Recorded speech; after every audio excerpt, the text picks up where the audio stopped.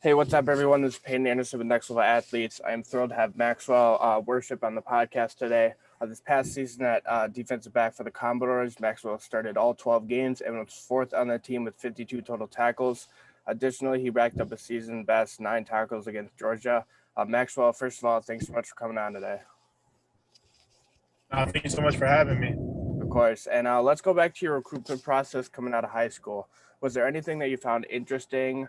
Anything you maybe didn't expect coming in? Also, anything you found difficult? But with that said, what ultimately led you to Vanderbilt?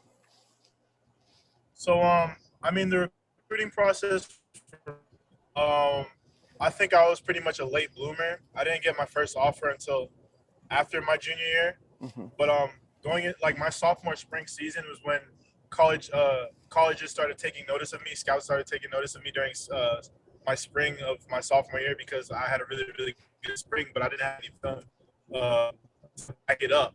Because my real year, my first year playing varsity was actually my junior year, and I had a breakout season in high school, and so then following that, I got offered by first Kentucky, then Vanderbilt, and then Indiana, and a couple other schools. I ended up having 15 offers, and I think I mean,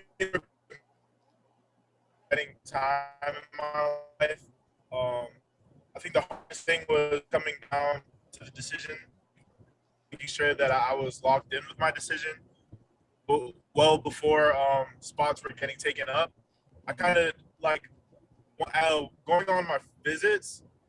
Vanderbilt was one of the schools that just stood out to me consistently compared to all the other schools. Despite all the schools that I had, it ended up coming down to between Vanderbilt, UNC, and then Miami.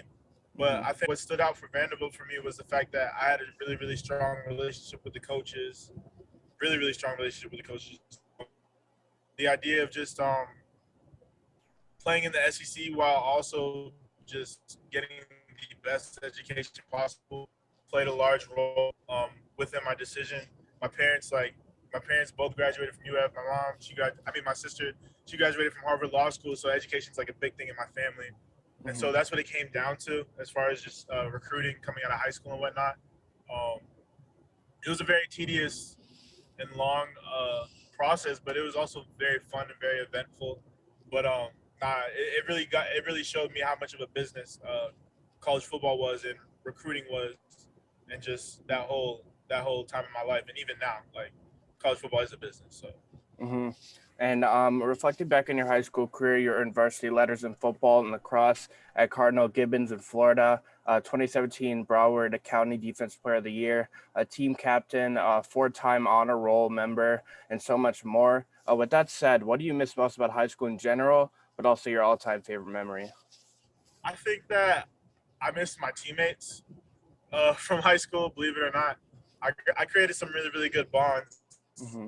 Even with my defensive coordinator, Coach Montiel, he's almost like a second father. Um, we have players like Ron Harge, who's at Oregon State right now, Marquez Williams, who's at Pittsburgh, Vincent Davis, Chris Bogle, just a lot of really good guys that I kind of came up with, created something, turned nothing into something with at that high school. Kind of like the same reason why I ended up coming to Vanderbilt to turn nothing into something. Mm-hmm. Um, I really missed those relationships. I would say. I think my favorite memory was my senior year of high school. We had this like tradition. Like we were such a good team that we would be up by 30 or 40 come halftime. Mm-hmm. And so we were playing, I think, Coconut Creek High School my senior year, and we were blowing them out. It had to be 35-0. And we go into the locker room, and Kodak Black had just dropped the album. I Mm-hmm. think it was Painting Pictures, and I forget what song it was. It was like one of the most famous songs that he had on the album. And we're Mm-hmm. playing it, blasting it in the locker room. Everyone's got their phones out. Everyone's dancing around. Like it was just a crazy time, but it was really fun. I think that was my favorite memory. Like Mm-hmm. there's a video out there somewhere on Twitter. It's an old video. It's from 2017. So, but that was definitely one of my favorite memories. Mm-hmm. And looking back into your first time on campus, familiarizing yourself with the school, practicing and such, you were one of 12 true freshmen to see action, appearing in 13 games. Looking back on it, how would you describe your experiences freshman year regarding how they helped mold you, prepare you for down the line? But in addition, what would you say was the biggest takeaway from it all? Um, well, when it comes to just as a freshman, playing as a true freshman, that was something that I was very, very focused on, honed in on, something that I knew that was very possible, something that I knew that was going to happen just because of my mindset and my work ethic when it came to just learning the playbook. I think the biggest learning curve coming into college and going to the next level was learning that playbook and learning defensive concepts and schemes and how your role is within that scheme. And so I think what got me on the field in the first place to be able to play as a true freshman and play in actually all the games was the fact that I learned the playbook really quickly, but also my body was a lot more developed than a lot of the other freshmen.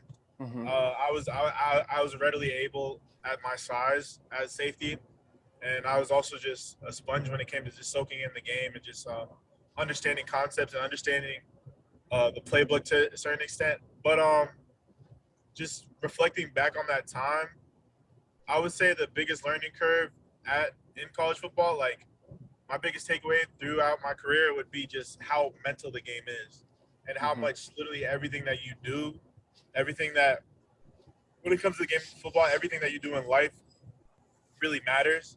Um, yeah, the playbook is one thing that you have to learn, but you also have to just it's all about being consistent in every aspect of your life, whether it's on and off the field. Taking care of your body is a huge one. I suffered multiple injuries throughout the past couple of seasons. I've been able to play through them. Been fortunate enough to play a whole full season last season. But taking care of your body is definitely the most important thing. And then also just that mental aspect. I think football, as physical as football is, it's a lot. It's very, very mental. And so once you understand how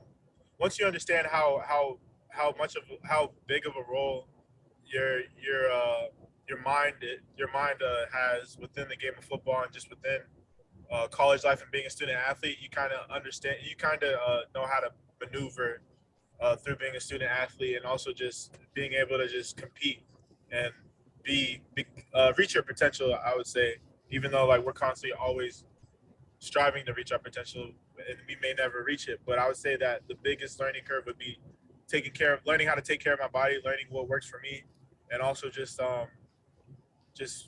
studying that playbook and really understanding concept schemes and watching film. Watching film was definitely a huge thing. Mm-hmm. And focusing into this past season in particular, how it played itself out. First of all, what would you say you were most proud of yourself on the field, as well as what you felt you improved on most? But was there anything you also felt you might have underperformed in to your liking in general? I would say that for I would say that the thing that I'm most proud of is the fact that I was able to battle through a lot of adversity. The past two seasons, the seasons before this recent season, I missed a couple of games and I didn't get what I wanted out of the season that I hoped I would get, Mm-hmm. mainly because I was held back and set back by injuries. This past season, I faced a lot of adversity. I suffered three major injuries, but I was still able to play fully through them and come out healthy and still like be very productive on the field for my teammates and for my team. And so I would say I'm very proud of myself in terms of just battling adversity. Um, in terms of underperforming, I think if I'm better able to take care of my body, which I will, then I'll have an even more productive season. Be able to have more ball production. There's way too many balls that I left on the ground last season, and I'm looking forward to creating more turnovers and getting interceptions, but also getting yards after that catch. That's one of the things that I really want to work on and point emphasis at, just my coverage and within the scheme, and then just also just getting more ball production, getting my hands on the ball more. Um, what else did you ask within that question? As you covered it, I was gonna say on top of this, I think you just mentioned it. What's been the main focus in your training mentality this current off season, heading into your fifth year with the program? Yeah, no, for sure. I think stepping in and truly embracing a leadership role that's kind of being molded out for me and for my teammates, being able to be someone that they look towards to when things aren't necessarily going the best or when things are going the best. I think stepping into that role is one of the biggest emphases. On top of that, just more ball production and taking better care of my body, just being more the biggest emphasis has been just being able to like I've always been a hard worker. I've always trained. Sometimes I would overtrain. So Mm-hmm. this past summer has been really just like teaching me how to learn how to like really recover, rest, and take care of my body as I train. But also just working on the tangibles, my hands, eyes, my feet, being able to move really well in coverage so that I'm able to make plays on the ball.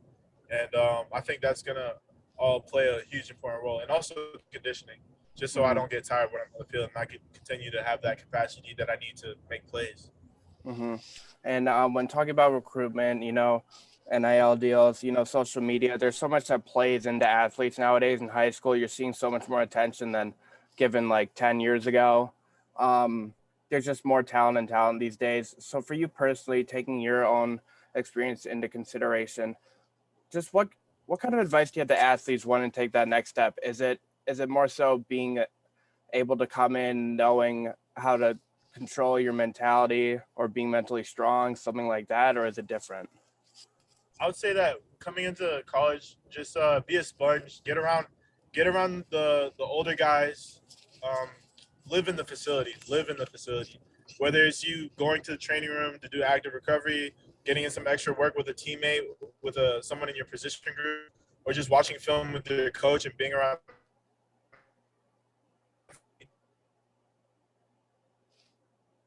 have a humble mindset, humble worker mindset. Know that you're not better than anybody, but you just have to have that right mindset to separate yourself from other people. And so just be a sponge, really take in what's for you and leave disregard what isn't, and have fun. Like this game is meant to be had fun. Like it's a game of football. I think that a lot of people get really stressed over things not going their way. I think um, people are designed within their situations that they find themselves in, um, specifically to change and grow into what they're meant to be and become. And so I think that it's important that kids embrace adversity when it first knocks on their door when you first enter college, because that's just how it is as a student athlete, as a football player. Just be a sponge, take in the learning, trust the process, and really just focus on becoming the best player that you could be for the team, and really focus on what matters, and what matters is really winning. And so, and if you focus on winning, I think everything else just comes into play and works out how it's supposed to. Mhm. And transitioning over to life off the field, what does a typical day look like for you during the season and in the off season, like right now? Off season right now, so I've been home, but I'm headed back to Nashville right now to prepare for summer training and summer classes. But this off season really focused on me just rehabbing, but also working out intangibles and just being a lot very mobile. So like I would wake up in the morning and go into the pool to do some pool rehab, just like a pool workout, active recovery. After that, I would go to this gym that I train at called DBC, where my uncle actually works at as well, and do weightlifting, weight training, things of that sort.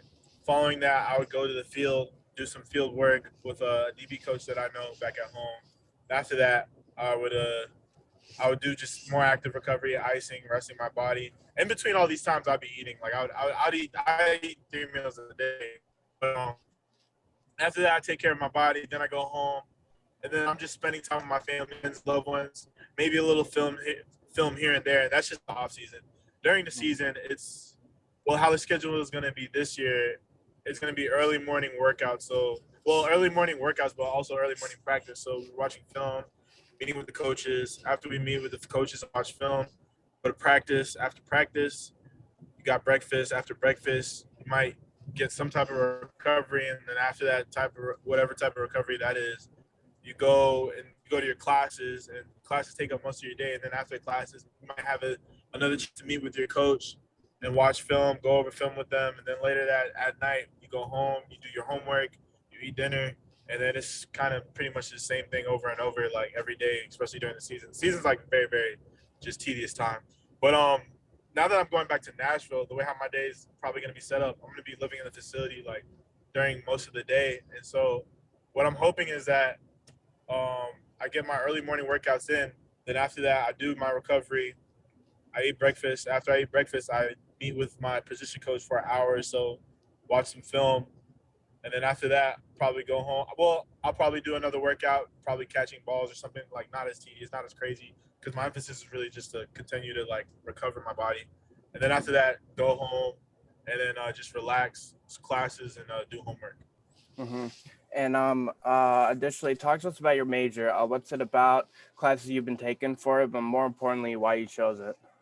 So I chose human organizational development, and the main reason why I chose the major is because initially when I first got into college, I chose communications, but then I heard about human organizational development and how that encompasses communications to so much more. It's kind of a substitute for business for our school, but it's basically it just encompasses human resources, negotiations, um, working with organizations and group behavior, and also just business and just real world work. It's a very um, what's the word? Versatile. It's a very versatile major, and that's the main reason why I chose it. I chose it partially also because I could see myself after life after football probably going into sales Mm-hmm. because it's something that my parents are both predominantly prestigious at and in as right now. And I like connecting with people. I like being resourceful and just creating connections, meeting new people. And it's a hustle, and I love the hustle. Like I play football. Football is a hustle in itself. But yeah, I mean, some classes that I've taken for HOD would probably be like a psychology class, organizational behavior, leadership, negotiations, business, and even some econ, microeconomics, and things of that sort. But yeah, it's basically just a substitute business program for Vanderbilt. So Mm-hmm. yeah. And seeing a mid-season coaching change in the past, what would you say you took away most from those changes, but also what you found most difficult in adjusting? But was there also anything you felt come easier to you and the team than you initially thought? I think one of the most difficult things was the fact that our initial head coach was someone that everyone loved. He was very personal. He really cared about the players. You could tell, and we cared about him a lot. So the fact that we had to let him go was tough, especially being one of the recruits that came in with him. Mm-hmm. Not being a new recruit, being one of the older recruits that came in with him. I think that was just tough in itself. Um, I think when Coach Lee came into play, everything was pretty much natural. For I can speak for myself. I can speak that I was kind of just ready for the change. I was I at the point that we were at when we lost Coach Mason and we got Coach Lee. I was kind of ready for a change. I was kind of ready to be all in for Coach. I had heard about him from our athletic director Mm-hmm. before he had came in, and so all I heard was good things. So I was excited for it. I think one of the easiest things that came to the team when he came part of the team was just the renewing, the rebuilding of the culture.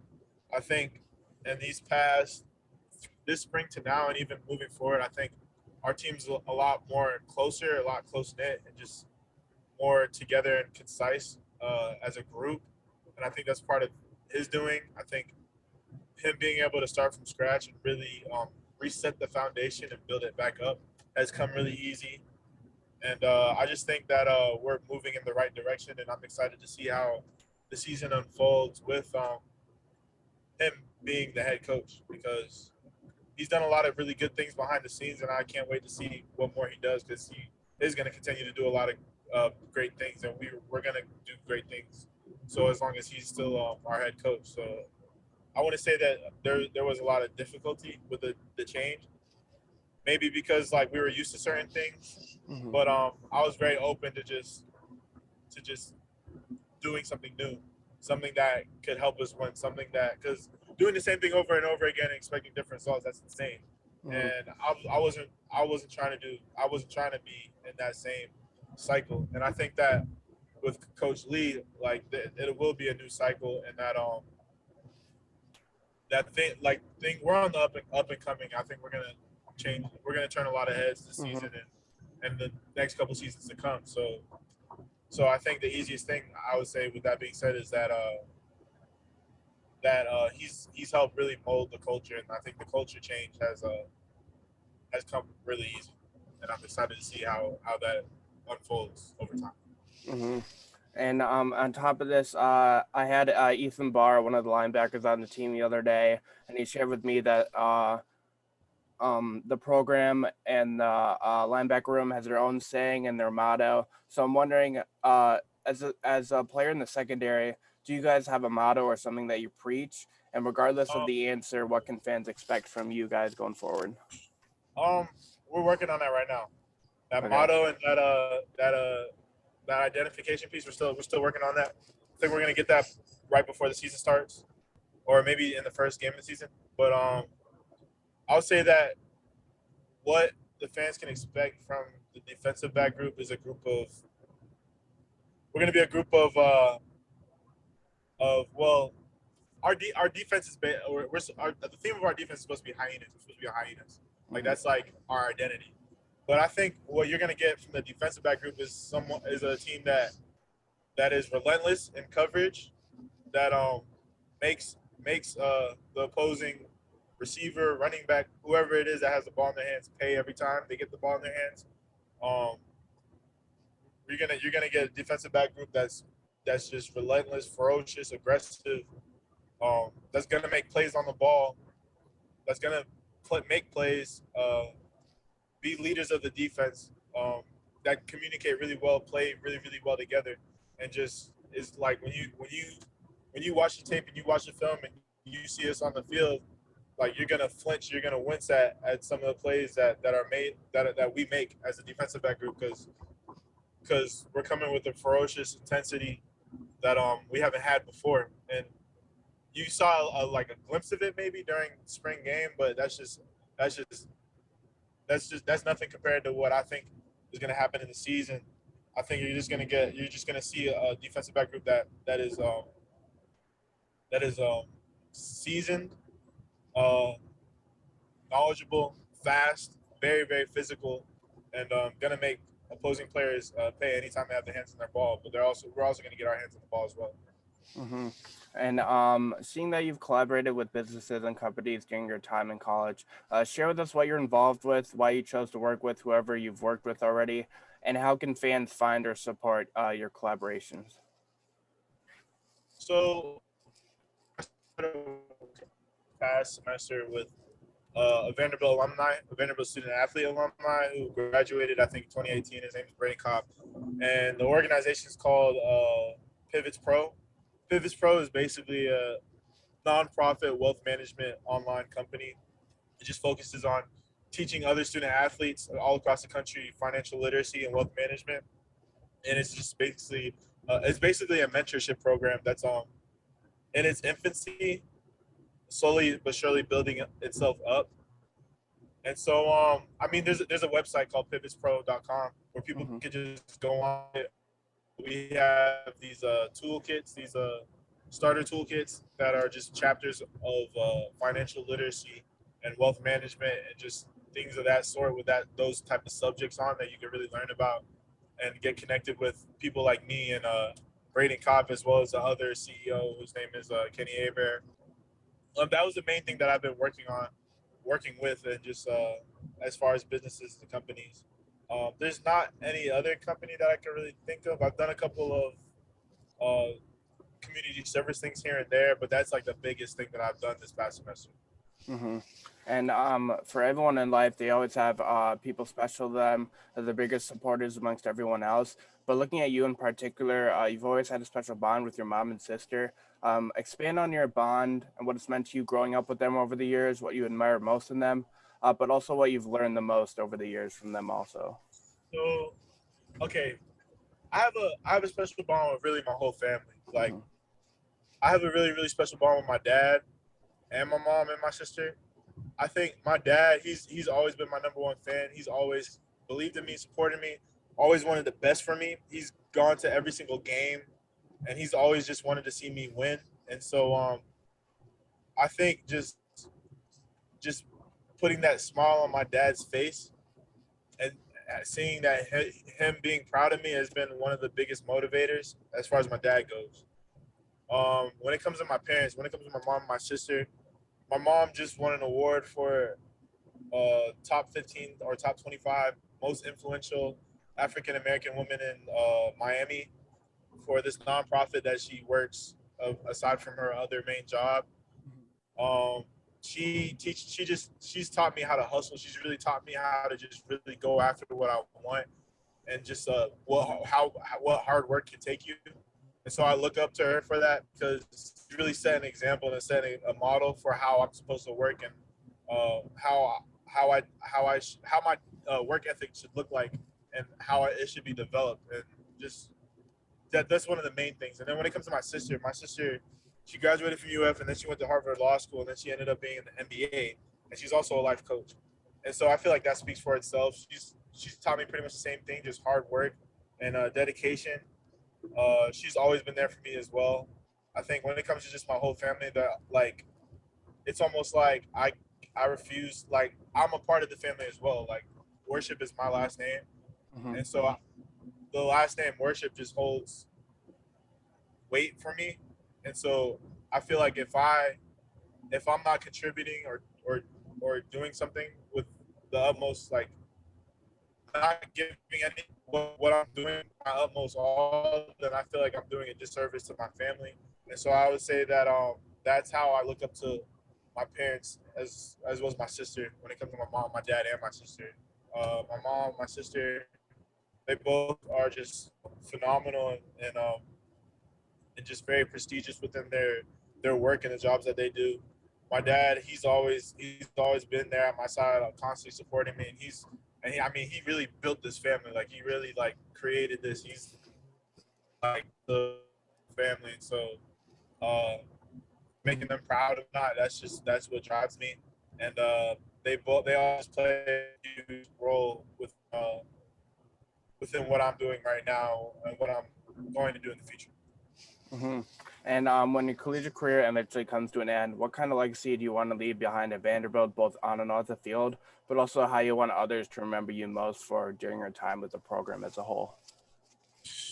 I want to for me, I want to be one of the best defensive players, one of the best Vanderbilt football players to come out of the school. Nothing more, nothing less.